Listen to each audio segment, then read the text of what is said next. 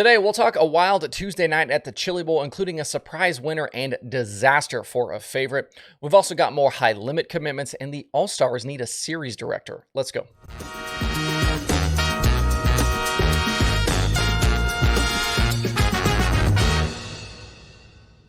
It's Wednesday, January 11th. I'm Justin Fiedler. This is Dirt Tracker Daily. It was a wild night last night in Tulsa, and before we get into it, today's show is sponsored by MSP Mounts.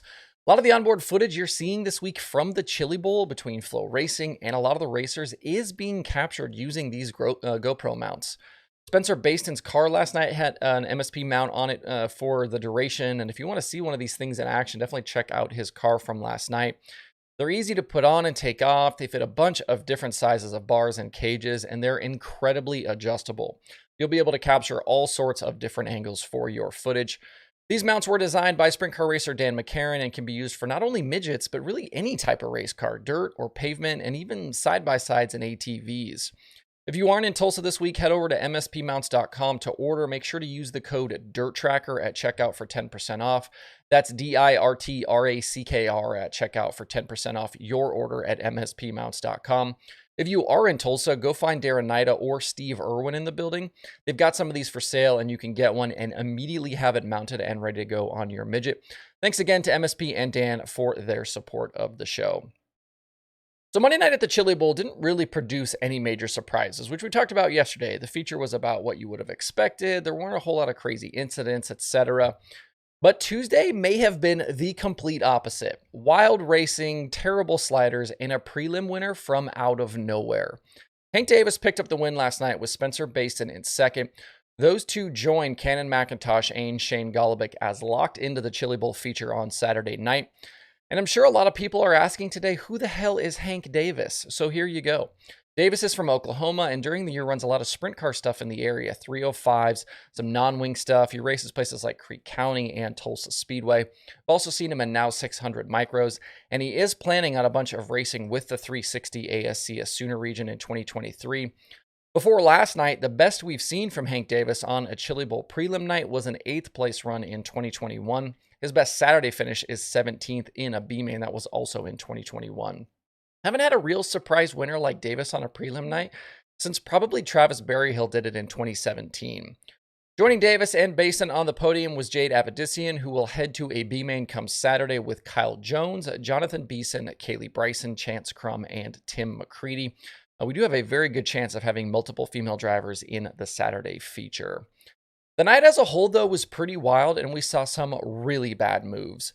The most egregious was definitely from Damian Gardner in the night's second qualifier. He tried to put a slider on Brayton Lynch from Safari Joe's that literally had no hope of clearing. Lynch went for a wild ride, but did get back out for the B, where he finished 7th. Gardner was sent to the tail for the very poor attempt, but did eventually get into the night's main event. This was another perfect example of not a young kid making a terrible move, but instead a very veteran one who's won the Chili Bowl and knows better than to do it. So if the fans are going to get pissed at the 16-year-olds, then they better have the same fire for this crap as well. And if these guys would quit setting this type of example, maybe the kids coming up through micros and outlaw carts would stop doing this stuff when they get to midget racing. A few names that ended up in Bs that surprised me on the night were Chance Crum, Zach Dahm, and Tim McCready. All did eventually get through, though, to the night's feature. We did have another nasty crash in the first B when Colton Hardy jumped a right rear and went for a huge tumble. He walked away, but Jordan Swindell later tweeted that Hardy took a ride to the hospital and that he is bruised and has a concussion following the incident. Things were going to plan for the night's main event with Buddy Kofoid and Dazen Persley on the front row, but it went sideways quick for several drivers. Persley was officially credited with leading the first lap, but he got sideways in turn 3 after that and collected Alex Bowman, Darren Nida, and Devin Borden. What did I say? Darren Nida. Nida and Bowman ended up being done for the night. Bowman's guys ran out of time in the work area trying to fix the car. The crashing, though, and the drama was far from over. We had a big flip from Michael Pickens after he was the victim of a short slider from eventual winner Davis. Pickens put a similar move on Davis a few laps before, but Davis was able to get on the binders in time to avoid crashing. And I don't know if Davis's move was maybe a little bit of payback or not, but Davis did apologize in victory lane for the move. Kofoid was in control, though, and ended up leading until lap 8 when his entire Chili Bowl went from pretty good to really bad. Several guys got stacked up in turn one ahead of him, and Kofoid tried to wall ride to avoid them, kind of a la Logan Seavey, only it didn't end up well. Kofoid's front suspension folded up like origami, and his night was done. They handed the lead to Davis on the restart, and he officially led the rest of the way for the victory. The racing, though, through the top five was really wild. There were plenty of sketchy moves, and I'm honestly surprised there weren't more crashes.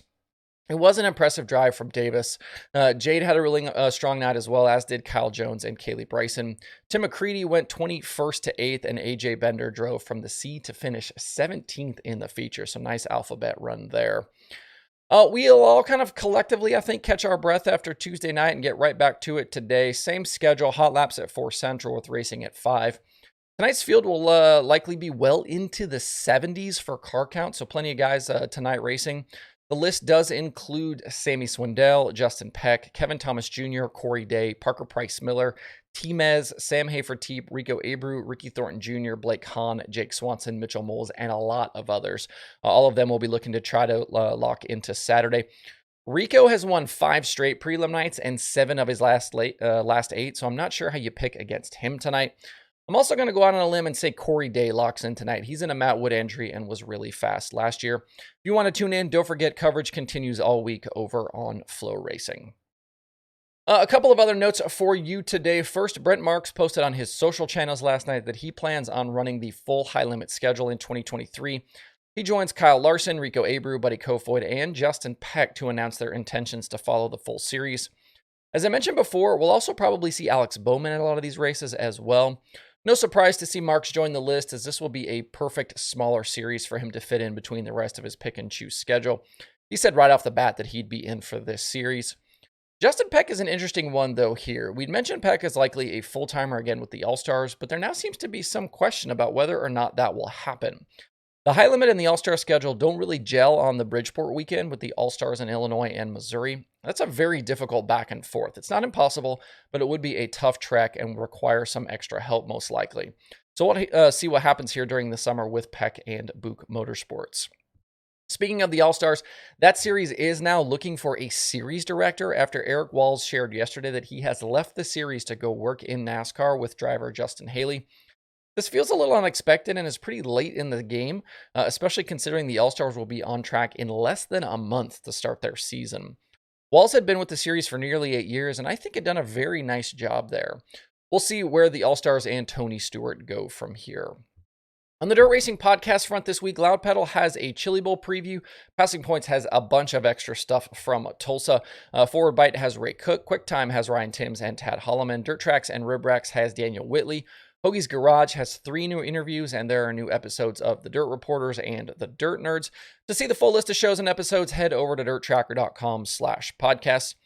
And the streaming schedule today has 5 items on it. Flow Racing has Night 3 of the Chili Bowl, also Night 3 of the Wild West Shootout. We'll see if Jonathan Davenport can continue his speed there. They've also got Flow 24/7. Speed Sport has another night of racing from the Winter Nationals at Kokopah, and there is Dirt Vision now. To see the full daily streaming schedule with links to watch, visit dirttracker.com/watch tonight. All right, that's it for the show today. Have a good Wednesday. Thanks, everybody, for tuning in. We'll be right back here tomorrow for more Dirt Tracker Daily.